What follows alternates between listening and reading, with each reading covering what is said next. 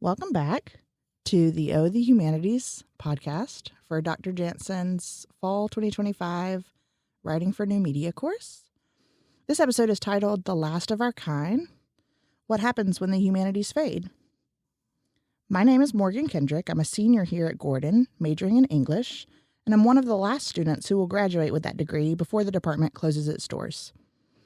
Today, I'm joined by Victoria Brack, a 2021 graduate who earned her bachelor's in history, another program that was recently closed. Since then, she's gone on to teach high school English, helping the next generation explore the same fields that shaped her own education. In this episode, we're talking about what it means when programs like English and history disappear from college campuses, what we lose, what we carry forward, how the humanities continue to matter in a world that often measures success by numbers and utility. We'd also like to take a closer look at the choices colleges are making and what those choices say about the value we place on curiosity, empathy, and critical thinking. Welcome in, Victoria. Thanks. Happy to be here. Nice. Victoria, could you just start off by telling us a little bit about what drew you to study history in the first place? Yeah, I think that's an awesome question. I think anybody going into any major needs to be asked that question. And I was when I first entered into history, so I had to take a good long look at why I chose history in the first place. So I did, because it was an essay test, and it took a lot of thought.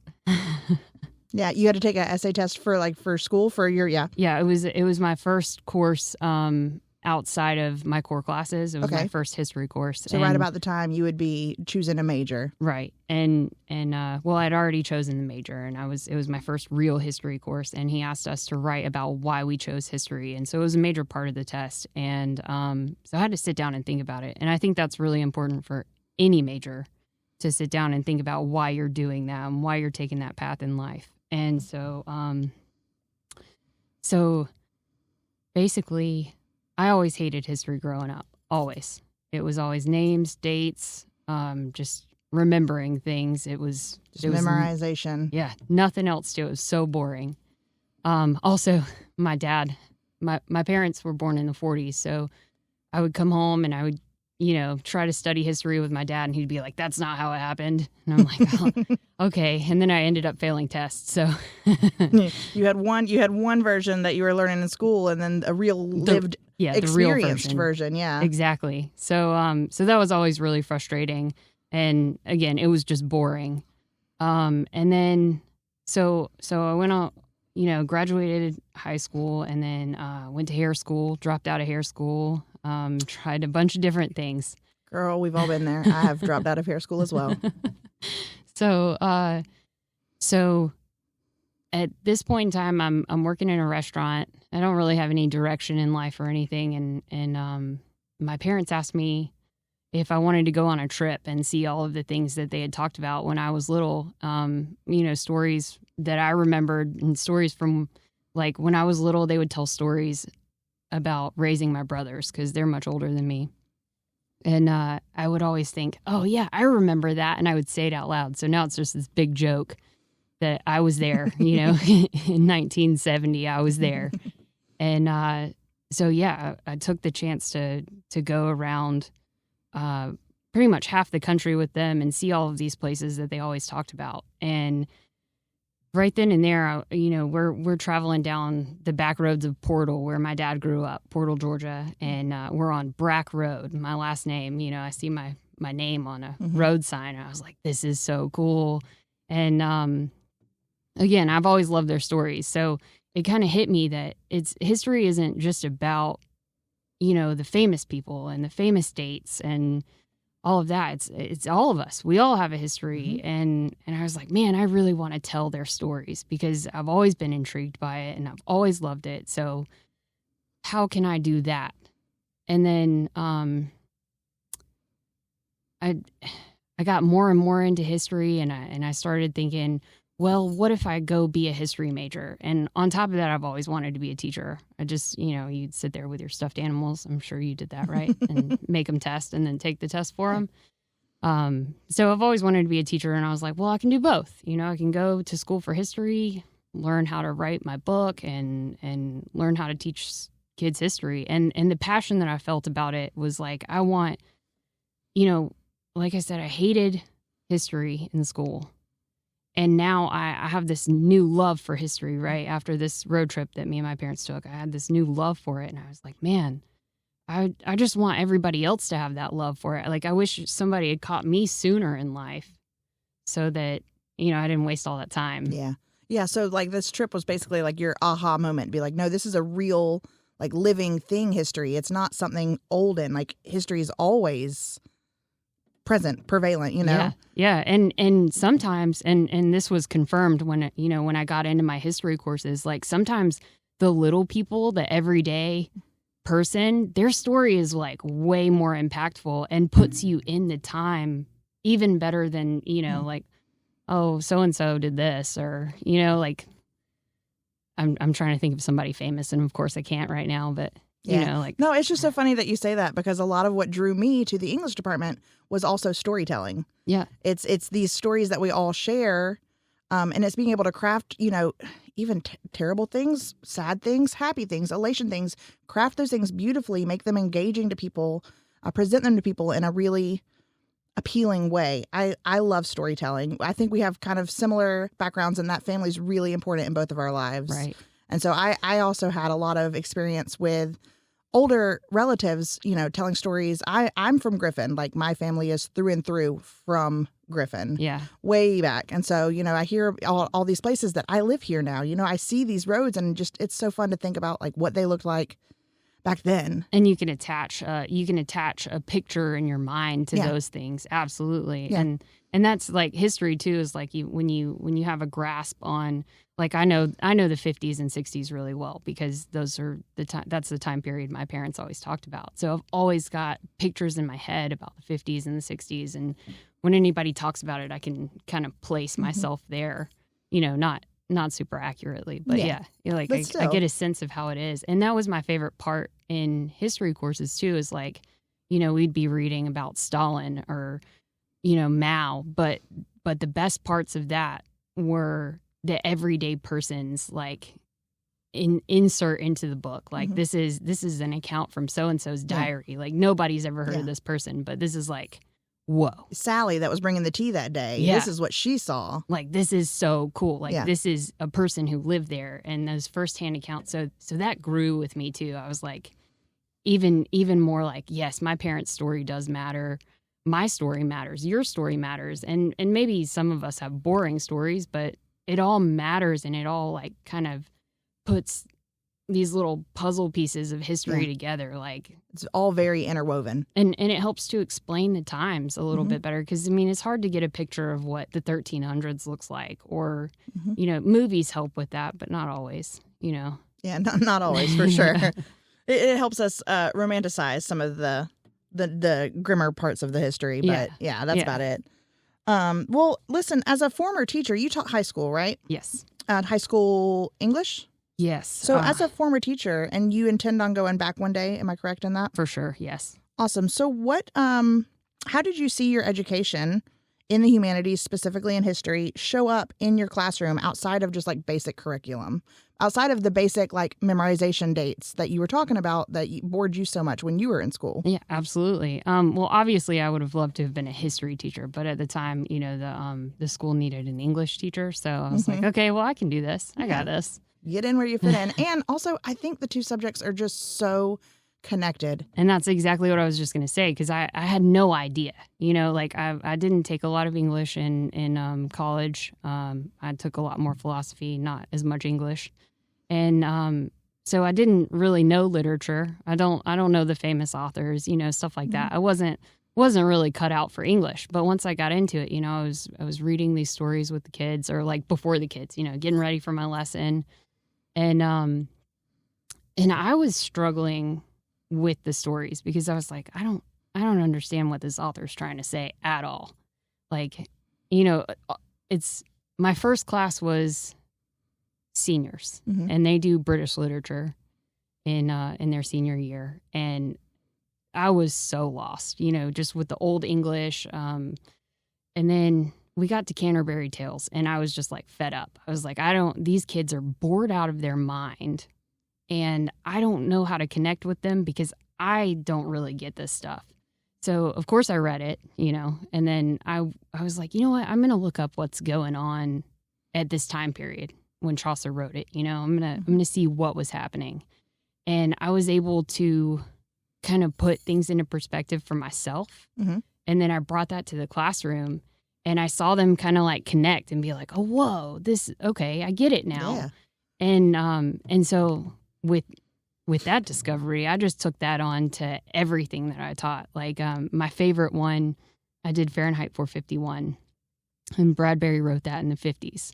So, of course, like I said earlier, I know the 50s really well. And, I had my little lesson of the 50s, but even throughout the book, I would have to stop and explain things to them. Like I don't know if you're familiar with it, but the seashells, he talks about seashells in their ears, and it's just like constant radio in their ears. Okay. That was years before they came out with earbuds. Oh, yeah. I mean, and these kids, they're talking about being able to hear the ocean. No, it was constant radios. The Oh, seashells in their ears. It was like, that's what they called earbuds, or that's what Bradbury came up with to call the earbuds. So cool. But we just call them earbuds. Yeah. And so, like, to the kids, it was like nothing. They were like, oh, yeah, I mean, we're familiar with all of this stuff. And I remember saying, like, okay, so when I was in high school reading this book, I don't think earbuds existed when I was in high school. We had those clunky, they were like foam. Yeah, they hurt itchy. so bad. Oh.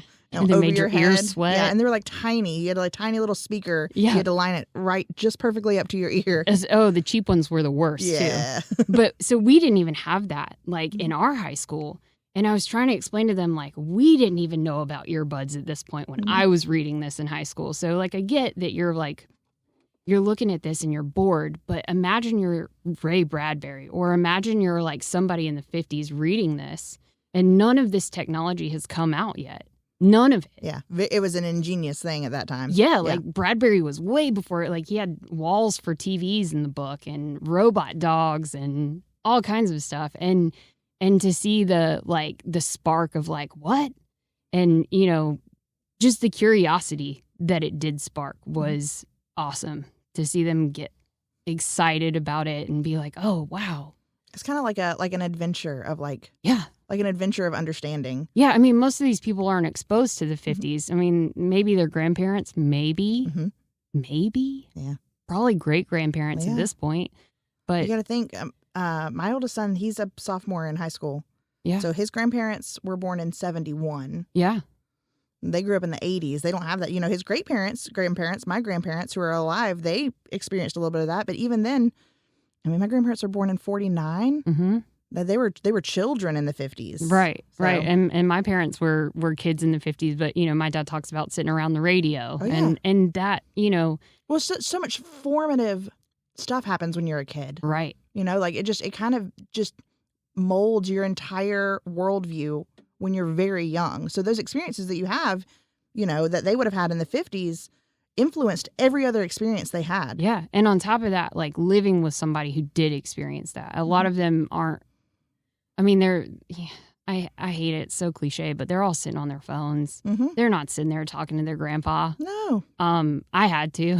Yeah. So, I mean, we have, it's just so different trying to connect with them. But when you do, and a lot of it, too, I think, I wasn't as passionate about the literature side of it. I do like analysis, and I love to look at the literature and explain what they're saying or get other people to explain what they're saying. But my favorite part was always the history lesson that I got to bring along the way, because I think the kids could see that I was passionate about it, and they would become passionate about it. And those were always the best days. They were so excited to like, oh, what about this? And I also knew it better. Mm-hmm. So that helped. So you had more confidence in it. So yeah. Yeah. Like I wasn't like, and I was always humble about being in English and actually having a background in history. I was always like, guys, I got to look this up. I'm sorry. Yeah. I always tried to be super humble about it. But, that was.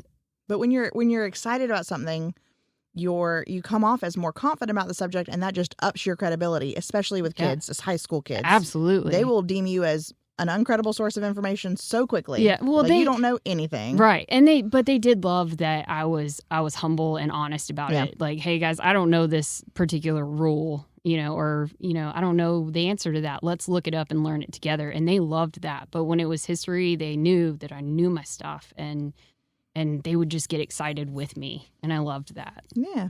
Well, just moving on a little bit, when you heard at your time at Gordon, were you at Gordon when you learned that the history department was going to close, or had you already graduated? I think that I did. I think it was my last semester, and they were just kind of talking about the possibility of it. Yeah, for sure. I would say that I was a little sad, a little worried. Like, oh, does my degree mean anything if you're going to do away with it? Like, I don't really understand how all of this works. Also, the professors. I think that kind of like worried me. Like, all these people just worked all their lives to be here in this spot, and have put, some of them had worked for 10 years. Oh, yeah. I know exactly what you mean, because I have the exact same, I don't want to say worries in like I'm worried about them way, because, they're my elders isn't the right word. But just to see these people that are so passionate about this, they've dedicated their whole life to teaching other people something they're so passionate about. And it's just upsetting. I understand exactly what you're saying there. Yeah. Like, not worried isn't the right term. I know they'll all be okay. Yeah. Just kind of upset for them. Like, well, they'll be okay, like you said, but still, like, this was their passion, and what happens after this. And I'd say I was also sad for the people that won't get to experience what I experienced, because, like I said, I had grown to this point where I was like, I know I want to be a history major. But then when I got into the program and I started like focusing on history all the time, a whole new world opened up for me, like perspectives, it challenged my belief systems, all kinds of stuff, like to go through that and then take all that away. Like, where else can you experience that other than college? Oh, I agree. I've had the time of my life being an English major. It was the best time. Yeah. It really was. And it was the best decision I ever made in my life. It's something that like means so much to me that I'm getting this degree. And it's not that it's just a degree, that I'm getting a degree. No, you get to say you're an English major, right? Yes, like, this is my degree. Like, this is what I'm passionate about. Right. Yeah, I love bragging. Like, I'm a history major. Yeah. I love that. It feels good. Yeah, it does feel good. It's not one of those other lame ones. I'm a history major. Yeah. History people are a little elitist, by the way. Do you want to shout out anybody from the former history department? Shout out. I would say, Dr. Winters was shout out Dr. Winters. Definitely the best. And even Miss Pam. She wasn't a professor, but yeah, working in the history department, she helped me a lot. She was always there for me. Dr. Aiello was awesome. Political science, Dr. Webb, phenomenal. All of them, really. Yeah, all of them. I actually got to teach with at the school I taught with. I actually got to teach with. Oh no, I lost it. What's his name? At the college I worked at, the high school I worked at, I actually got to work with Dr. Williamson from Gordon. Very cool. So that was awesome. He got to history. He got to work in the history department, but yeah. I understand that disappointment there, because it, for the professors that have they've shaped our experience here. Yeah. Like, for me, it's taken me 7 years to get this degree. Yeah. I had to fight and claw my way to this degree and take a break at COVID. As a parent, it just wasn't feasible for me to be a full-time student when all 4 of my children were at home. Right. Yeah. Doing online schooling. It just wasn't feasible anymore. 100%. I took a break, and I remember when I took that break, people being like, "Oh, you're not going to go back." I was like, "I'm going to finish this degree. I don't care if it takes me 15 years." And my granddad always says something. It sticks out here, because he always says, the time's going to pass either way. Yeah. Whether you're getting a degree or you're not, the time's going to pass either way. Absolutely. Whether you're working towards some career goal, the time is going to pass either way. 4 years is still going to be 4 years. Yeah. So what are you doing with it? Yeah. So 100%. So our college, Gordon, like many others, has had to make very difficult choices based on enrollment and finances and probably other things behind the scenes that you and I are unaware of. My question is, how do you balance an understanding of those realities with that feeling of disappointment or frustrated by the outcome of closing departments like history and English? I wouldn't say that I'm very good at balancing it, if I balance it at all. I would say I have a hard time standing back and watching it happen. Yeah. Really. And I see it in the lower education too, right? Mm-hmm. You see it in high school. Like when I was a teacher, these kids didn't know anything about history, even in English class. I'm having to teach them some history in English class because either they didn't learn it or they're bored out of their minds, right? So I'm seeing it there. Also in higher education. Hold on. So like I said, I can't stand by and watch it. And so I've been going to these Board of Education meetings in our at home, because my little girl's in school, and it's hard to watch. It's hard to watch the humanities disappear anyway. And not just the humanities, it's the arts too. Have you noticed at their elementary school that agriculture and music are one class now? Well, I mean, did you have economics? I did in high school. It was an AP class. Okay, see, they got rid of home economics. I didn't have home ec. No, I had economics. Okay. Oh, yeah. Okay, yeah. Well. I didn't have home ec. No, I don't think I ever took home ec. Yeah, they got rid of home ec the year I was going into it. Mm-hmm. So they've already done away with these almost basic things. Mm-hmm. And now they're kind of trying to streamline English and history. It's just pass the test, pass the test, pass the test. And I don't think it's a matter of them saying history is not important to us or English is not important to us. I think it's a matter of priorities. Yeah, definitely. And these things are falling low on the list. And along that regard, we've both watched programs in the humanities here at Gordon, like history, English, philosophy. Didn't there used to be a political science program? I think or was it a minor? I think there was political. It may have been a minor. But it may have been a minor. Yeah. But they've gotten just smaller, and some of them have disappeared. They're disappearing right now. Yeah, definitely. So why do you think, having that experience with high schoolers, why do you think fewer students are choosing to pursue these majors today? I think a lot of the times they're told that another route is easier. Yeah. Or more profitable. More lucrative. Yeah, more lucrative. I know when I went into the history department, they were like, do you want to do education with a minor in history? That's always everyone's question. As soon as I tell them I'm an English major, they're like, are you going to teach? No. I mean, yes, I want to teach, but and this is going back to what I was saying earlier, is I knew history, and so I felt confident. My students, they perked up when I talked about it. And I don't know if that was just the passion that I had and they got excited, or, I don't know exactly what it was, but I know that I did a better job when we were talking about history. And so now that we've got education programs, it's kind of okay, I go to school, I learn the pedagogy, I learn, how to make a lesson plan, which is important. Yeah. It's not that it's not important, but why aren't you going to school for something that you're passionate about so that you can stand in front of those kids and get them excited about it? Yeah, you're learning how to teach. You're not learning a subject that you can become masterful in. Absolutely. And when they asked me, I mean, I thought about it for a while. I was like, I'll get back to you. And ultimately, I was like, no, I don't want to learn. Deep down, I know I'm a teacher. Yeah. I mean, that's why I'm going to go back to it. I know I'm a teacher. So either that you're cut out for it or not. And unfortunately, a lot of people who go into education, they, think by the end of it that they are going to be cut out for it. And then they get in the classroom and they don't know their subject matter well enough. So they're just it's awful for them. Yeah. I mean, I've watched it. Yeah. All you've really learned is the administration side of it, the paperwork, the routines. Which is really easy to learn once you get in there. You're like, okay, I got it. Yeah. I mean, it doesn't take... And don't get me wrong, I'm sure there are plenty of people who are really masterful in any given subject. Absolutely. That would make horrible teachers. Yeah. Yeah, I'm sure. But those people don't really go into teaching. No.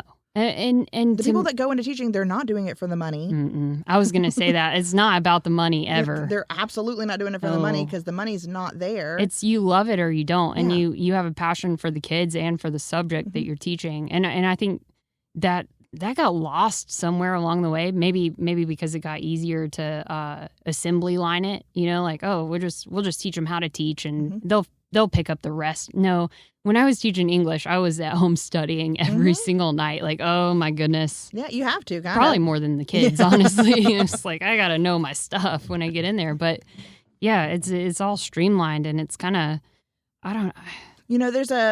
There's a perception that the degrees in the humanities, like we said, don't pay off in the job market. And there's a big focus on STEM, and I know those things are really important to society. I just think it could be a lot more balanced as far as like importance goes. Like, I don't think STEM is necessarily more important than what's it called when you have like a hot take? That's a hot take. It's a hot take, or like an unpopular opinion. Yeah. I hate that STEAM. It's almost like there's a pendulum, right? It's STEAM now. There's what's the A for? Oh, I have no idea. It is STEM. Sorry, I said it wrong. I've heard STEAM before. I think you're right there. Okay. I think it is. I just don't know what it stands for. Well, there's there's a pendulum, right? And it was like, okay, we're suffering in science and stuff. So we're going to go way far over here and leave history and English out, and so now we have. And not just history and English. I mean, the fine arts programs all over the country are really suffering. And there's a huge emphasis on all this stuff. And we're like English and history, not only is it, I think personally, just as important, you're leaving out a whole sector of people that, could love that. Yeah, that are really interested in these things. Yeah, could actually make new literature. Or but you've put so much where emphasis. Are all the philosophers, Where'd they all go? You've put so much emphasis on the fact that, STEAM is, and I think two things can be true at once. Yeah. STEM departments and STEM learning, especially in children, and that can be really important. And also so can the humanities. Yeah. Yeah.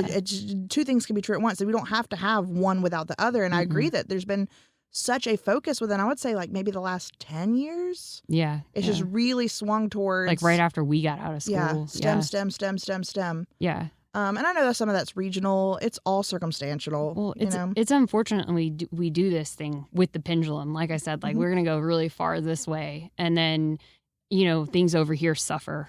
And then the pendulum swings back. Because it probably will come back. I think that. I think, there will be a renaissance. And, and it'll swing back. And then we'll leave. And they do it with everything. Especially in education. They do it with everything. Yeah. Well, and one common phrase is that those who don't learn history are doomed to repeat it. I think everyone listening probably has heard that phrase. It's very, very common. Historians hate it. I know. I kind of do too. And that's why I'm trying to get that part out of there and just say that out loud. Yeah. So that we can talk about other stuff. So in that regard, it's easy to see why subjects like history are so vital to universities if you just look at it through that lens of doomed to be repeated. Yeah. But the importance of history and humanities, it's so much broader. So from your perspective as a teacher, what do students lose and what does society lose when fewer people study the humanities? I mean, so much. It would take us a day to go over what society loses. I mean, I don't know, a week in a classroom with a bunch of kids and you've understood.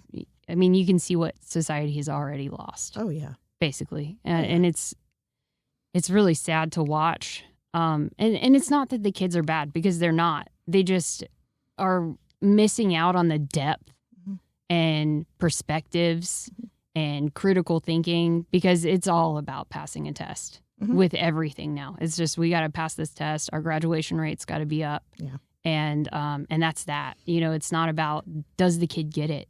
Does this one excel in that area of thought or why does it matter? Yeah, that was what I tried to spend a lot of time talking about when it came to literature. Is why did this matter or why does it matter now? Yeah, why did it matter back then? I've noticed that a lot with high schoolers and those that have recently graduated high school. I work with quite a few of them, and like I said, I have a high schooler myself. Education as a whole just feels more like a task to them. Absolutely. It's lost it, and especially after COVID, it's lost its I so agree there. Meaning. It does not the illusion that school matters, which it does, but the illusion is shattered. It it doesn't look like it matters as much. And the education that they're getting might not. I mean, because like I said, there's no depth and there's no discussion. Yeah. There's no real deep thought about anything. It's just, let's get through this. If you think about it on like a very broad, like historical stance, used to young people are going to idolize adults. They're going to idolize people, and they would idolize the poets and the authors and the musicians and the artists. And from a history standpoint, they would idolize military leaders and presidents and people who did great things throughout history, inventors, philosophers. And now those aren't their idols anymore. That's not what they strive to be. They strive to make as much money as possible. And that's just as much money as possible. Yeah, well, a lot of the kids wanted to be, what is it called? Social media influencers. Yeah, content creators. All of them wanted to be that. So that's who they look up to now. And I think a lot of it's because they think it's easy. They think it's an easy way to get rich. And their focus isn't as much on what fulfills me and what contributes to society. And I think that's what humanities is. I think when you go, like you asked, what's the payoff earlier? And I wouldn't say that there is a payoff, but except for like maybe in the long run for society, there's definitely a payoff. But when it comes down to it, they don't see the depth of anything. So, and it's so hard to sit here and say like, oh, you shouldn't prioritize the things that are going to make you the most money, because like we're all just trying to survive out here. Oh, that's what I was going to say. Yeah. There might not be monetarily any payoff to entering into the humanities at all. I mean, we're all just trying to survive. Like times are hard for everybody, but it is fulfilling. It's, I mean, to even now I'll read history and it's fulfilling to me, or, my dad and I talk about history all the time. And I think that's one of the things that kept me from pursuing a degree in English for so long. For context, I started in 2018, I believe.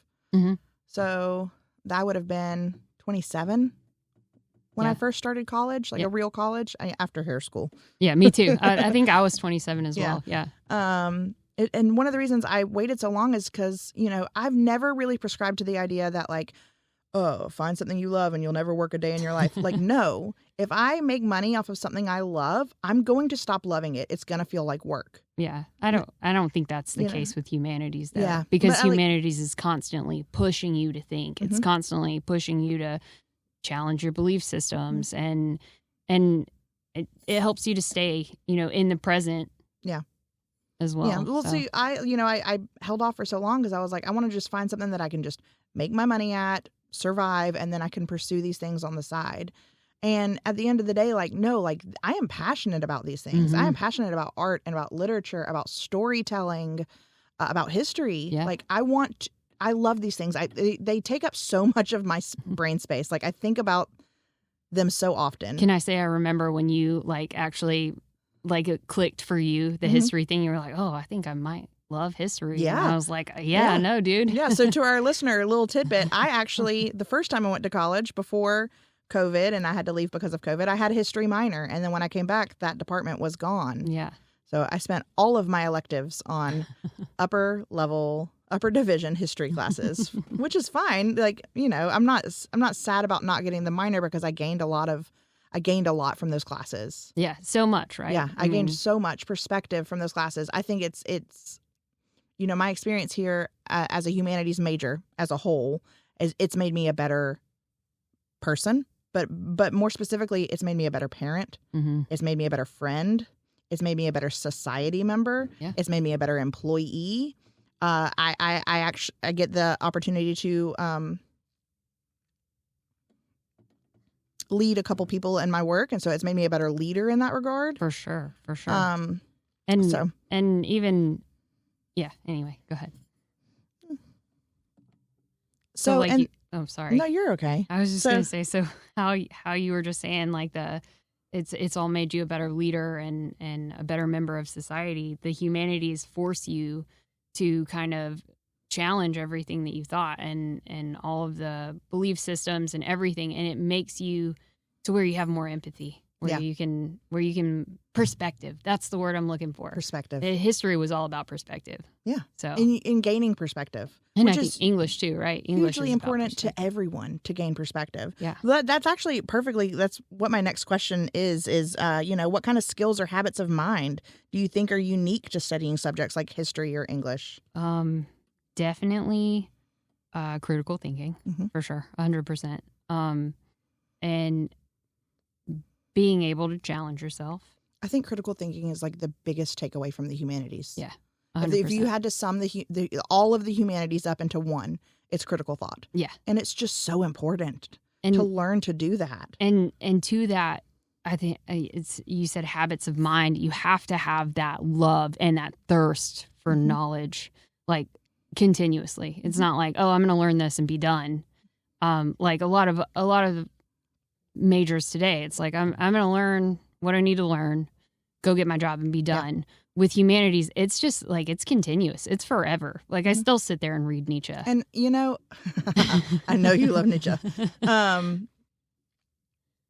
Even more than loving it, though, I think loving it is so important, but just valuing it. Yeah. You can be a really great student and pursue the humanities and take it all the way. Get, doctoral degrees and then get multiple degrees if you decide to without having the same like amount of passion that I know you and I do. Yeah. And the same amount of passion that we see in our professors. But I think those people still really value it. Yeah. And not in a monetary way, not in a way that translates to career success, in a way that, translates to how they contribute to society. Right. They understand that it does help you to have empathy, really. Yeah. I mean, it goes back to that, being able to have the empathy, like, because both of what we both studied, it goes into perspective. It all goes back to perspective. History was always about this perspective or that perspective. And we also learned, everything has its own bias. Otherwise, why would somebody be writing it? And so it helps you to say, okay, I'm going to put myself in this person's shoes. I mean, even dealing with my 9-year-old, it's, what is she thinking? What was I like when I was 9? And like you said, it makes you a better person out in the world all the time. It's so funny though, when you say, what was I like when I was 9, because the world that we grew up in, you and I, it's not the same world that our kids are growing up in at all. No. And I think that puts more of an emphasis on learning history, literature, studying fine arts, teaching those disciplines, finding the artists of the world, finding the historians of the world. And that's really what it is. It's discovery. Yeah, definitely. No 9-year-old's like, I'm so passionate about Bronte. I'm so passionate about Mary Shelley. Like, they're just not. No. Not anymore, you know? And so it's a discovery. And we as parents, I mean, that's like my biggest job. I'm sure it's yours too, but it's my job to get her interested in that, because school's not going to do it for her at this point. And so I have to say, like every night we read a book called Greeking Out, and she learns about the Greeks and their stories, and it's fun and she enjoys it, and hopefully I'm fostering that, because right now she's loving science and math, and that's her thing, and it's not my thing, but that's okay. And I'm just trying to. Yeah, I have a couple kids, but I have a science and math one, and none of my kids are very into literature. Yeah, and actually my 13-year-old. At his last progress report, brought home a less than favorable literature grade, English grade. It's ELA. Is that correct? English language arts. Yeah. Yes. And I told him, I was like, hey, you have an English major, Mom. You are not allowed. You're just not allowed. Yeah. Like, let me help you. And he was like, oh, for real? Yeah. I'm like, yes. I promise I've covered this. Like, whatever it is, I promise I can help you understand it in a way that won't just get you to pass, but like you'll understand why you're learning it. For sure. My little girl brings home, she doesn't have bad grades, but she brings home the worst grade in history every single time. And I just look at her like, why? Yep. Why? Let's, tell me what you're talking about, and we'll discuss it. I'll make it fun. I think it's so important for kids to understand, for kids, and that's elementary. I mean, honestly, even through college, through, all ages, but mostly in the public school sector, to understand why they're learning things. Yeah, no, when you don't understand why, I mean, want to. I'm that type of person. I got fired for not wearing a belt at the movie theater. Like I just refused to wear a belt. I didn't understand why I needed a belt. I don't like belts. Yeah. My pants stay up on their own. Yeah. I mean, now I get it as part of the dress code, but Yeah. you know, You didn't understand why, and no one was always. able to be like, hey, this is the dress code. This is what, no one's explaining to these kids why they're learning the things they're learning. Absolutely. And if they are explaining it to them, I fear that they're explaining it to them in a way that, again, just translates to how it will become financially lucrative for them one day to know these things. For sure. And I can't speak to other teachers. I wasn't in their classrooms, but that was always, like the feedback coming from the kids. They were always like, thanks for, like, they always came back to me and thanked me. Yeah. And I was like, are other teachers not doing this for you? Like, they're not explaining why you need this. And I mean, we could use a whole totally, like, just a remake of education in general, like chemistry. Why aren't we just teaching baking? Like instead, you know, you use chemistry every day when you bake or when you cook. There's all kinds of chemical reactions, but you know, we're not teaching them. But no one why. explained that. Nobody explained that to us. No, I mean, I'm like, like sitting in the kitchen one day. I'm like, oh, this is chemistry. Add 2 Cool. electrons, -1 proton. Wish I had paid attention. Right. I'd probably know how to boil water better. Right. I struggle with rice. I went and bought a rice cooker because I can't do it. I got rice down. Oh, you got rice down pat? Yeah. And That's gravy. me with eggs. I can soft boil, medium boil, hard boil. I got you on eggs. Gravy was my biggest, like, that's when I realized that cooking is just chemistry. It's like gravy, because my dad loves gravy. Do you know who really teaches, as far as like TV personalities go, who teaches cooking in such a, like, teaches the chemistry of it way? Who? Do you know Alton Brown? No. Oh, you should look him up. He was on Food Network when we were coming up. Yeah. But he's still producing content. Huh. And he really, like, he teaches you, like, the basics of stuff, like the basics of sauce and the basics of meat, and like, you after that you can just cook. You don't have to have a recipe. Yeah. Yeah, I mean, love him. That's how it is with. I can shout out Alton Brown. I'm gonna send this to you. So from the outside looking in, and with no real administrative experience, neither of us have any administrative experience on any level. Yeah. Do you think there's more that institutions could do to support or promote the humanities before making cuts like these? I think that, what is it like now? You've got, what are the majors here? Here, there's a large nursing program. Mm-hmm. There's a large teaching program. There's a significant business program, business administration and stuff like that. Yeah. Human services. Okay. So you have all of these that are, they're just so vague. It's like going to school to be a doctor, right? Mm-hmm. Like, I'm just going to go to school to be a doctor. And there's no, like, if you go and you want brain surgery, right? Mm-hmm. And I'm getting there. I'm sorry. No, you're good. Going Take the your roundabout time. way. But I'm in for the ride. Cool. So you need brain surgery, right? Mm-hmm. You're going to go to the general doctor, your family practitioner that doesn't do brain surgery, or are you going to seek out the brain surgeon? The specialist. That went to the best school possible, that knows everything about brain surgery that there is to know, right? Yeah. Well, now we've got all these generalities, like it's just teaching. Why is it just teaching? Why isn't it, more focused? Yeah. And specified. Yeah, like it all goes back to what we were saying earlier. There's no emphasis on doing what you're passionate about. And it's not just about the passion. It's like, do you want your kids learning from just somebody who learned how to teach, or do you want your kids, history teacher to be, well versed in history and actually know their subject? Yeah. Or do you, a teacher that knows everything about English and knows all the rules, right? Yeah. And I think a lot of that, understandably, comes from wanting your degree to be applicable in many job markets, in a changing job market. I could totally see that, like being able to just say, I have this really broad degree. Yeah, so with this degree I can do this thing or this thing or this thing. The more specific your degree gets, that's more specific your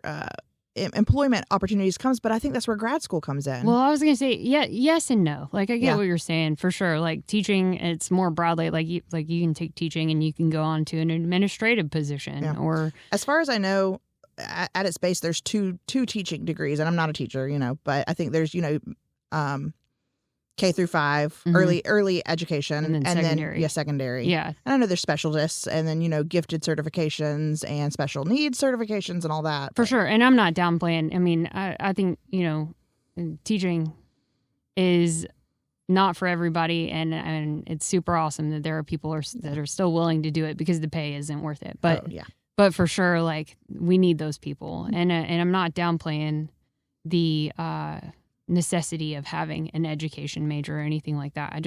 I think that when it comes to generalizing all of this stuff, like, the only way that I knew that I was at all into humanities, it didn't start with history. We've been over this, but I came to school here. This was my first college experience way back after I graduated high school.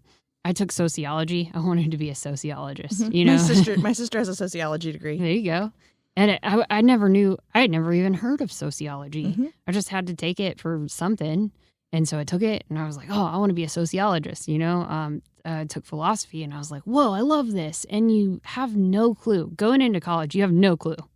Like, even with history, I mean, we talked about American history forever. So that was like my extent of history. I got so mad I didn't even know about Mao or Stalin or anybody else. When I got to history, I was like, what is all, a whole new world opened up. And I think that you're depriving people of that, by taking these things away.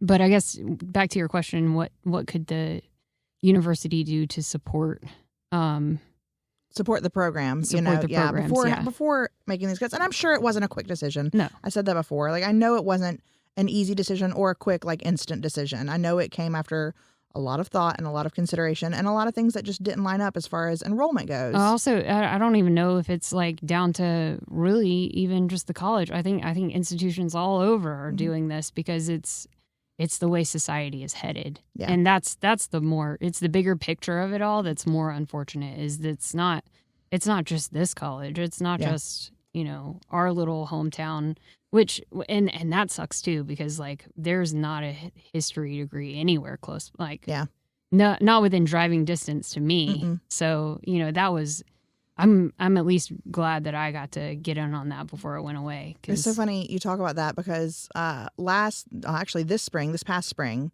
we're recording this in November of 2025. So in March of this year, I had an amazing opportunity with the college to go to Ireland on a study abroad trip. That's awesome. Yeah, and soon after that was officially the last study abroad trip. It was, it's actually been cut from the program. I feel like I'm the curse of Gordon. Everything I touch gets closed. I had a history minor and it got closed. I went on study abroad and it got closed. Now I'm an English major, it got closed. Anyways. Again, I don't think it's you. I think it's happening across the country. And I think, Well, while there were several different colleges that had brought groups that were there with us. And we stayed with our group a lot of the time, but for a lot of things, we were intermingled with other college groups. And we were there with, one of the groups we were there with was an English department from a school. I want to say it was in upstate New York. Some really cool people I got to meet. I mean, just very cool. But, like, it was the department. Now, I went as the sole English major on the trip. Okay. I went with a lot of the sociology department, human services, a lot of that department was there with me. But I was the only student that was an English major. So I really struck up a lot of conversations with the English department students from that New York college. For sure. And we all have such different college experiences all over the country, all over the state. Our experience here at Gordon is just so different than, I mean, even just West Georgia, down the road. Georgia State. Or something. Yeah. But from them, like, they were amazed that I was the only, college, the only English major, and that, our English program was relatively small. And they're like, no, it's like a massive, massive part of our college. And they got to do a lot of, like, very English specified stuff on that trip, because the program directors that we went to, Neve and John in Ireland, they really try to cater their learning experience to each group. Yeah. So since we were a broad, more like, it was really cool. That's cool. It was, since we were a more broad general education group, we got to learn a lot of, a very broad array of stuff. Yeah. Whereas they were in the literature. They were visiting these places where Yeats wrote. They were visiting all of these like very historical, cool places. So I enjoyed the conversations I had with them. I really loved that experience. I think it once in a lifetime opportunity. Yeah. And if anyone out there, if you're listening, gets the opportunity to study abroad, even just we were there for 10 days. Yeah. Take it. Find a way to make it work. Definitely because travel. it comes back to perspective. Yeah. And that's what we were talking about before, the perspective of it all. I mean, when you travel and when you learn, even if without traveling, but when you learn through study of history or study of English about these different cultures and these different peoples, I mean, it really nails home that we're all just people. If we all get to understand each other a little bit better, even if it's just a little bit, we get to understand what we're here. Yeah. It's like purpose, you know? Yeah. I mean, everything before you've learned about it or studied it or visited it, if you have the opportunity, which I understand, you know, I was very blessed to be given that opportunity. I didn't think that was something that I would ever do. That was my one and only time out of the country ever. Wow. Yeah. But it really just, you know, we're all people. We're all doing the best we can. And the world isn't so exotic once you learn about it, once you visit it. Yeah. It's not so foreign. Definitely. It's like, no, those are just people. It's like she has a mom. Yeah. And she has a dad. And he had, you know, a breakup that formatively like changed him, you know, and that person doesn't know what he wants to study at school, and he's kind of lost in figuring out where he's going to fit in the world. And that person's, you know, like it's all the same. Definitely. It's all the same. You brought something up that made me think of a discussion I had with my 9-year-old the other day. She was talking about gossip. And I was like, well, yeah, gossip isn't great, but I was like, I love to gossip, but it's never malicious. Yeah. You know, for me, it's about putting puzzle pieces together.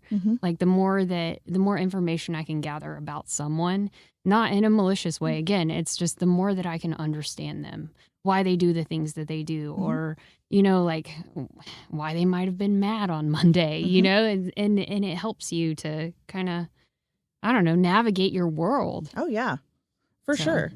For sure. But as far as supporting and promoting the humanities, I think maybe if there was a way to insert it into all of these other majors that are kind of being propped up a little bit higher, you know, on the priority list. Yeah, like just inserting it, like kind of making history or making English or philosophy kind of, I mean, you have to take those as core classes. And that's how I learned what I love too, you know, is through core classes. But let's be honest for just a moment. Yeah. Let's just be very honest. Yeah, go for it. The core classes, as far as like. Yeah, the core history was just. Ugh. It's high school 2.0. Yeah, it is. It's just an extension of high school. It's a lot of the same material. For sure. It's a lot of the same structure. Yeah. And they don't, I think. Yeah, I think if there's one thing the administration could do, it's to really proclaim and teach and spread the why of it all. It goes right back to the why. Why is it important? For sure. For sure. Why is it important? Why is it worthwhile? Why is it valuable? Yeah. Why do these people that you see in this, you know, this round fine arts building, why do they hang out there? Why do they go there for like, why is that their passion? The why of it all. And that doesn't start in college, honestly. No. That starts much earlier. But it is fed in college. Those different passions. Yeah. And you know, it's just you can tell when you have a professor that's like so passionate. Yeah. And not even a professor, a teacher, you know, that's just so passionate. And like they almost make you passionate about it. You're For like, sure. They get you excited. Yeah. I want to know why he's so excited about, or why she's so tickled about this, and why she's so animated when she talks about this. Yeah. You know, I want to know why. Like, what is she getting out of this that I'm not getting? I want to get that. I want to feel, you know? Definitely. Those are definitely, you know, it takes a unique kind of person to be able to gift a student that. I had a bunch here. I did. Yeah. I had a bunch at Gordon. I did as well. Yeah. I mean, the English department's just fantastic. Yeah. So was the history department. I adore them. I adore them all. I adore them all. But if you could speak directly to the administration or to the board, so what would you want them to understand? If you could just have, you know, just a 3-minute pitch with them, less, 30 seconds, whatever you need, however much time you need to pitch them on the value of keeping programs like this. Take money out of it, take, and I know you can't actually, this is all hypothetical because Right. you actually can't take money out of it. You Right. can't take the finances or the enrollment or any of that out of it. But if you could, and you could just speak to them for 2 minutes and be like, this is why this is important, what would you say? Okay, so I have a lot of thoughts swirling around, so just follow me here. Okay, so I would say, first of all, just really think long and hard about what you're doing. That's number one. Because, as I mentioned before, the pendulum swinging, right? We're going to swing way hard this way, and then we're going to have to come back. Yeah, way hard this way towards STEM, science, technology, engineering, mathematics, and we're going to have to come back to the humanities. We will, and going back to history repeats itself. So, like I said, a lot swirling around because we've already kind of hit on a lot of these things. History repeats itself. I mean, so many times in history, people have come back to the humanities, the Renaissance. That's what the Renaissance was all about, right? Mm-hmm. Just coming back to a rebirth mm-hmm. of the humanities and a renewed sense of what did the ancients know? Was, do I need to know that? And kind of just this love for it all, right? So you've got the pendulum swinging back. It's going to come back. So you get rid of all these programs. You're probably going to have to bring them back one day. Yeah. And it may not be soon. Maybe I'm wrong. But no, I think it'd be in our lifetime. I hope. I mean, and maybe that's just hope. Maybe I'm totally wrong. Wishful thinking. I really hope society decides that this is something that we need. I think it's so interesting that you keep describing it as a pendulum, because pendulums with science and technology, engineering, math, the STEM courses, and the humanities on the other, STEM on one side, humanities on the other, they are all still connected at the top with learning. For sure. Oh, that's beautiful. Yeah. With learning and with just progressing as a species. Yeah. It's all connected at the top. It's all, I mean, just going back to history and literature, I never knew how interconnected they were, but I needed both of them when I was teaching it. Yeah. Oh, you need perspective on all of it. Well, when you're analyzing, at its most basic, when you're analyzing a piece of literature, you need the context. You need the context about the author, the author's experience, I mean, not always, but as a whole. Yeah. You need the context about when it was published, what kind of world it was published into, all of what the intended audience was, how did audiences perceive it. Yeah. And one of my favorite classes in the history program was the history of science and technology. Mm-hmm. It was super fun. I learned a lot of things that I didn't know. And I'm just going to be honest with the audience. I don't like science. Mm-hmm. Me neither. Or technology. Nope.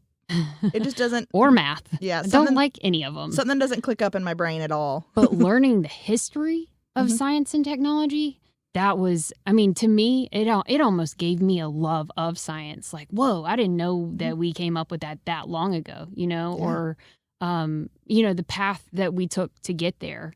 And when you learned it, you're like, what? I mean, I could probably go into a science class now, teach it just like I did English, and just make it all about history, honestly.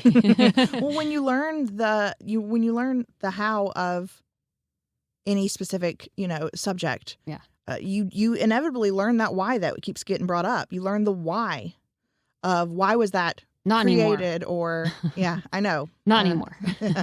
I wish it was that way though, because I think even when we were in high school, they didn't really teach us like how we came about, principles in science or, like we discovered this. I mean, maybe they touched on it.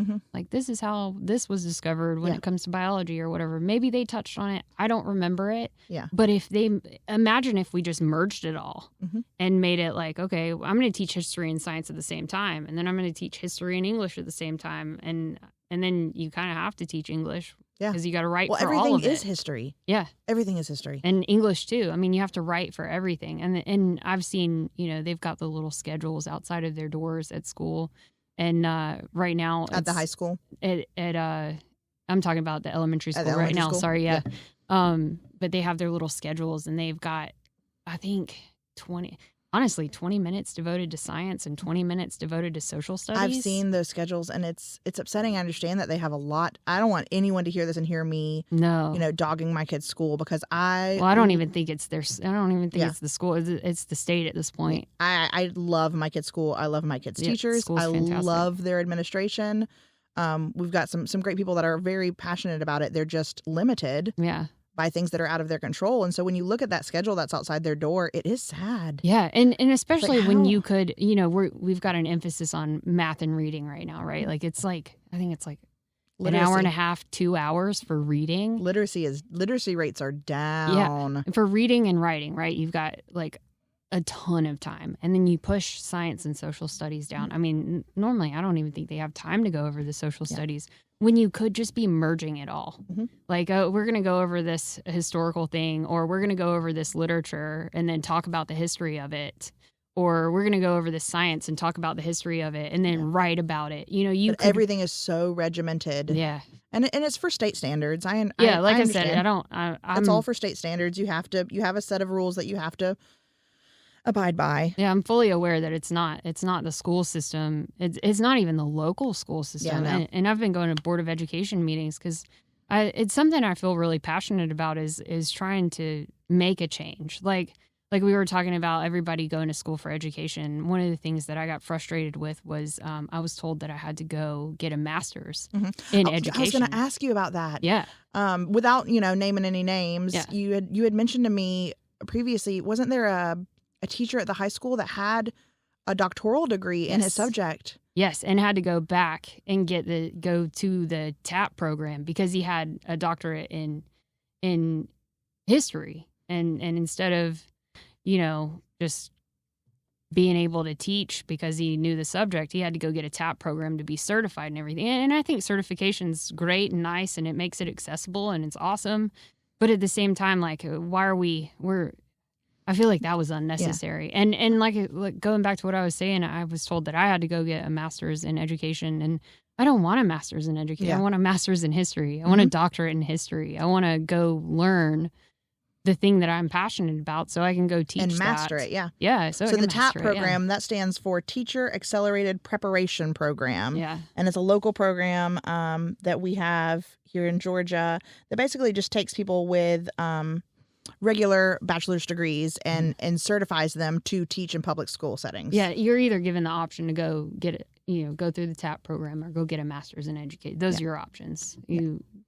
There's no other option. So if you have that master's, you don't have to go through the TAP program to be certified. No. It's just like a testing at that point. But it has to be a master's in education. In education. Yes. So it'd be an MAT. Yeah. So I'm really passionate about going to the Board of Education meetings, and I'm finding out more and more. Like it's not the local school level. It's not them. It's higher up. It's maybe the state level, maybe even federal level. But you asked me something earlier. How do I feel? How do I balance it? All I can do is actually like try to do something about it. Oh, the only way is forward. Yeah. That's the only way, yeah. And it's taken a lot of navigating. Like I said, like at first I was like, oh, it's the Board of Education. I'm going to go fight them. And then I was like, well, it's not them. They are not in control. So, and they're great. It's just that there are certain things that they're not in control of. And I know you and I, in our personal lives, have discussed before kind of the double-edged sword of needing graduation rates for funding, for stats and ranking, which translates to more funding, and prioritizing graduation over a thorough, worthwhile education. And I think that's a lot of what we're seeing in the college right now. Yeah. Is that enrollment is what had to triumph there, enrollment numbers. And the sad part about that is working at the high school, I was around a few people who had gotten their doctorates, and it kind of made you think like, oh, wow, they got their I mean, not to trash anybody, but they got their doctorate. And like, I felt like a bachelor's was really hard. A bachelor's in history was really, really difficult. And so, you constantly think a master's is going to be harder. A doctorate's going to be even harder than that. And it may be, but then you kind of see other people with their doctorates and you're like, whoa, maybe it's not that hard. Yeah. I don't know. Well, I mean, or are we just paying for a doctorate at this point? I've had that thought a lot too. Like, are people, like, it's just something you could purchase, basically. It's just a trophy. Like, here, I'm going to pay you. Yeah. And then you get your doctorate. And maybe I was told when I was in the history department, that if I wanted to go on to a master's in history or a bachelor's in history, like don't mess around and go to like one of the, what are they called? Like Arizona University. Oh, like the online, like accredited, like universal. Is it universal colleges or something? Maybe. Something like that. I know what you're talking about. And I think they're great. Like Strayer University. Yeah, nothing wrong with that if that's what you have, Not access to. They do really succeed in accessibility. That's one area where they're really right. And I love that. I love that it's accessible to everyone. But at some point, if it's, and this is another unpopular opinion, I'm sure, but if it's that accessible to everyone, does it then become invaluable? Less valuable. Yeah. I mean, like if everybody can do it, like what's the point anymore? And that comes right back to what we were just talking about with graduation rates being so prioritized. At what point, when you're prioritizing graduation rates at that level, at the sacrifice of the student's education, then what real value does that diploma hold? And I mean, you're talking about the high school level. Yeah. I mean, that's.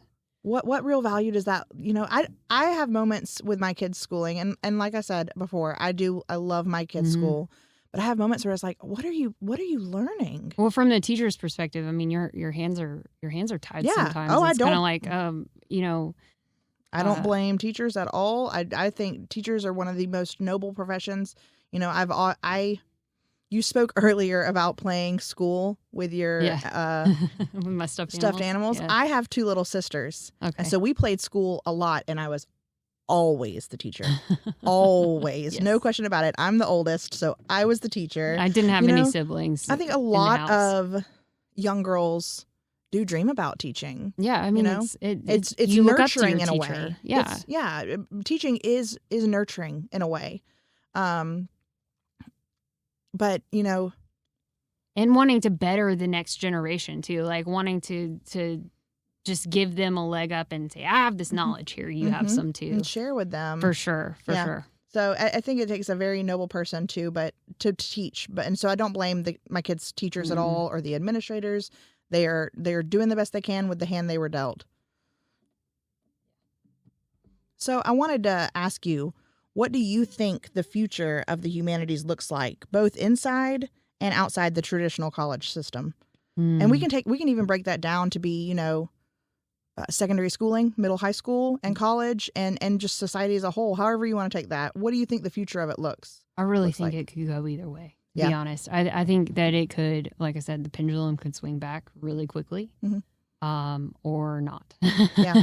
Well, I mean, you were talking about literacy rates earlier. Have you done any kind of research isn't the right word, but have you heard anything about like the literacy rates of COVID kids? Do you know what I mean by COVID kids? Oh yeah. Like I said, I go to the Board of Education meetings. I go to every meeting at my kid's school. So COVID kids, I have a couple of them, and COVID kids are basically kids that were in very critical moments of lower or middle education when COVID hit, and they were sent home. So like my oldest was in 5th grade when COVID hit. Yeah. He missed his entire 5th grade year. Oh.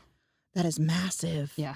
That is a massive year in schooling. It's the one that really kind of sets you up for, I don't want to say real school, because all school is real school, but like a more professional, faster paced, higher pressure. When they start splitting the classes. So and being like, hey, this is important. This is something we have to buckle down and do. That's when it really starts getting, taught to them and shown to them how to form those habits.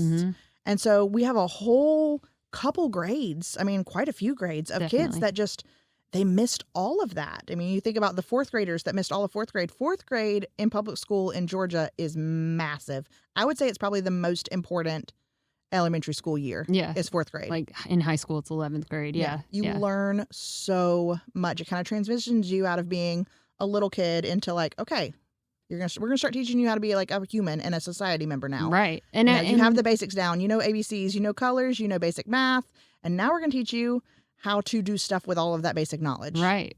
And we're talking about COVID. I mean, it changed the university system too. Like not just school. Well, I mean, we mentioned earlier it shattered the illusion, right? The illusion that and it does matter, but it shattered the illusion for the teachers, for the students, for the parents, and we have attendance rate problems now because it's like, well, I didn't have to take my kid to school during COVID. Just do it all online. And we can just do it all online. Yeah. And we're losing that connection. Mm-hmm. And I think that's the hard part. Will it swing back? Because I hope it does. Mm-hmm. And I would like to think it does. Yeah. But also, we've made everything easier. You don't have to leave your home. You don't have to put on nice clothes or, you can just do it all from the comfort of your couch. And at some point, I think people will realize, well, why even go to school? Why even have teachers? Because the computer can teach me all of this stuff. Oh, yeah. And see, I can be upset all I want about the fact that like a lot of the courses offered here at Gordon now are just online. Mm-hmm. I can be upset about that if I want to, but the reality of it is that's what a lot of new college students, traditional college students, so those that are right out of high school, that's what they would prefer. Yeah, I mean, me and you both, we let's do the math on it. COVID was what? 2021, 2020. 5 years ago. So new traditional college students entering college right now. They've never known 14. anything different. Yeah. Yeah. So and we got to see it both ways. Like I remember like most of my classes were in person, and then after COVID it was I had to really I'm in the class I'm in right now for this podcast. It's an in-person class. Yeah. And I had to really search for an in-person class. Mm-hmm. I prefer them. And I think there are some people out there who do prefer it, and I think that it's more I was going to say more better. How do you say that? More better. I think it's better for people who are into humanities. And maybe that's a part of why they're dying is because there's not that connection. Well, in humanities, there isn't, I won't say in humanities. I'll say more specifically in English. Mm-hmm. There isn't quite as much memorization of stats and numbers and statistics and regurgitation of those. Yeah. It is a big discussion. Right. And when you get into history, it's the same way. That's why I loved it so much. It was no longer dates and names. It's let's have a discussion about why this happened or, it's a big, what happened it's a big after. Conversation. Yeah. It's a big conversation about stories, about experiences, about cultures, about history. It's just a big conversation. And it's so much more fulfilling. I feel like I get more out of a class if I'm able to have those conversations in person with my classmates, with my instructor who's a master and very passionate in whatever subject. Yeah. Like the professors here is like, they're also not doing it for the pay. Yeah. They're not doing it because it's convenient. They're not doing it because like, they're like, oh, I'm going to get the degree that makes me the most money. And it's not easy. I know it's not easy. Definitely not easy. So, and like when we went to COVID, like all online stuff, you get these prompts like, okay, go read, and you're reading alone. You don't have the group that you had. I wouldn't have made it through all of my science classes here if it hadn't been for having a group of people to help me through it. Like I didn't get it. Mm-hmm. So having that group is really important. And then we go through COVID and we're all online and we've got these discussion questions and like half the class is just answering with nonsense, and you're like, and you have to respond to like 3 of them. It was like 3 of them back then, like with full-length paragraphs. Some of them would write 1 sentence, and you're like, I don't know what to say to that. I really like how you said, and then just repeat what that person said. Yeah, exactly. I also really liked how you said. And then Great you also post. feel like you're like the only one putting that much effort into it. Like, yeah, it's And it's for the kids in high school too. Like I don't know how you remedy it. I don't know if there is a solution to it all, except for like just maybe if we were to make. I'm gonna go with it. I love the idea of making humanities more important, and I'm not trying to downplay the education majors, but making them more important so that it is more lucrative to go into humanities, and maybe by going up to the state level or the federal level and like making the solution where we don't have to go after education. You're talking about within the education department. Yeah. Maybe you don't have to go into education because right now you have to go into education. That's your only solution. But if you allow for, I just want to we'll take education too. Quick little side note though, and say that I think and I don't know the exact name for it. The early education degree. I think that one actually probably is really important to learn how to working with little kids. You have to specifically learn how to work with little kids and learn how their brains work. But we as far as high school, middle school, we treat these people like we treat these kids like they're still little kids. Yeah. When they're people, they're learning to be people. We're shaping them to be people. So many of them aren't even ready though. They're so, I know. And like I said, and that's you're why- right. You're right. The little kids, yes, I think that you need to be specialized in that probably, but Yeah. I But I mean, think it that's used why- to be. Go I think ahead. that's why it's, you said they're not even ready. I think that's why it's really important, like you're saying, for their teacher in Mhm. whatever, subject to be very masterful, very specialized, and very passionate about their specific subject Yes. so that they can help make these kids be ready, Yeah. get these kids ready. Give them empathy, like we were talking about earlier, like because none of them have it. None of them can remove themselves from their own brains for half a second to actually pay attention to the world around them. Yeah, and I'm not saying that if the basis of your education is in teaching, that you're not as great of a teacher. I'm not trying to say that at all. No, those people are valuable too, for sure. Absolutely, but I think there is value, like you're saying. We need to elevate the value of teachers, specifically in secondary public education or even private education, Yeah. who are specialized and passionate in their subject field. And I don't know when it changed, but I know when I got out of high school, you could just have a bachelor's or a master's Yeah. in your subject matter, and it was fine. And then all of a sudden, because I went into teaching thinking it was going to be fine, and then I can't teach if I don't want to go to get a master's. Mhm. So I don't think forcing people into education is great for the humanities at all. So maybe if we could fix that, I think that would help. Yeah. And I also think that it would boost up. It would almost be like a circle. Mhm. Like it would boost the people in the high school because they'd be taught by people who are passionate about what they're teaching, and then they'd go into the humanities because they Mhm. want to teach that Mhm. and they want to. And they're passionate about it. Exactly. And Yeah. I think it would just create a snowball, Yeah. and things would get better. I don't know if you've ever had this experience, but I mean, I think it is a very common experience, specifically for English majors, Mhm. that we all had an English teacher that just kind of changed our lives and Mhm. changed the entire course of our lives. I did. Yeah. I had one. Shout out Laura Douglas. Nice. Yeah. She's the whole reason I'm getting this degree. That's awesome. Yeah. She viewed me as a human instead of as a stupid teenager. Mhm. She made me feel like the things I had to say were important. She made me feel like the way I was saying things was important, Yeah. and that I could do it. Yeah. That I could do any of it.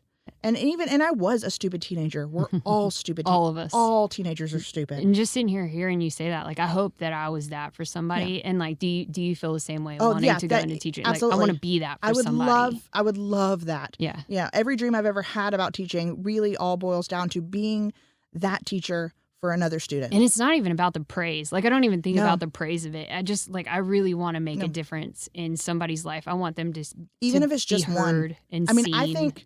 I know specifically like that teacher, she's influenced countless lives. She's been in education for a long time. I mean, shoot, I graduated 16 years ago. Mhm. 16 years ago. Yeah. So, and she's still in education, so I know she's influenced countless lives, but I think even if it was just me, even if I was the only student she had ever spoke to on that level, Yeah. It was one. yeah, on the opposite side of that, if that was me that had only influenced one, it would all be worthwhile. I think I've said that same thing. Like, even if it's just one, person. Yeah. I mean, we're shaping the future politicians, the future writers, Mhm. uh, Philosophers, the future. which is not a real term that we have anymore, but I wish it was. Yeah. Where did they all go? no, it translates into to modern society for sure. Yeah. Philosophy. We are influencing them, the future, all of it, Yeah. as teachers. Not we. I can't say we. I'm not there yet. And You are. It. I'm not gonna say that I was the best teacher ever or anything, Mhm. but I will say, like, just being there and showing the kids that I cared. Like, so many of them, I see them now. Mhm. They work at the local grocery store. Different places. The Dairy Queen. I got one that works at the Dairy Queen, and every time he sees me, he gets so excited. And they would tell me, in their class, like, I love coming to your class because you're just there. You're just cool about Mhm. everything. And like, the rest of our teachers are so angry and so mad at us all the time. And I feel like I'm just scared to say anything or do anything, but we feel safe in your room. And I never thought that I could create a safe space for anybody. I mean, I've got some pretty strong opinions. So, it's like, wow, I was able to do that for kids, and it is fulfilling. Talk about payoff. I mean, it's never about the money when it comes to that, but hearing kids tell you that you have made a difference or you have created a safe space for them, and I love this because of you now, or whatever, hearing any of that is the payoff when it comes to humanities. And it's not grand. It's not about money or anything else, but it is 100% worth it. Oh, yeah. Yeah. Yeah. And I think that's part of what makes me so frustrated, that it's not sustainable financially for someone like me. I'm a single income household. Yeah. And I would love more than anything. If we're talking about dream job, I would love to teach high school English. Yeah. It's just not sustainable. Mm-mm. So, on that regard, how can graduates like us help keep these disciplines alive in our communities without teaching? That's a tough Even one. after the programs themselves have closed at colleges, like, how can we help keep passion for history, passion for English, passion for fine arts alive? I mean, that's really tough. It's it starts at home, obviously. Like, that's the best we can do is just teaching with our own kids children to love it. And I teach my kid to love science as much as they love history, by the way. So I think they're all important, but it starts there, and then after that, it's really teaching is the only thing that like you have no other way to hang out with kids. You have no other way to hang out with teenagers. Well, I think another aspect there is, outside of minor children, supporting these kinds of programs in the community, whether it's local theater, local bookstores, libraries. Support your public library. It's huge. Yeah, for sure. I think that's one way that we could really help keep these things alive, is by supporting these smaller kind of, almost unseen structures within all the our bookstores community are dying.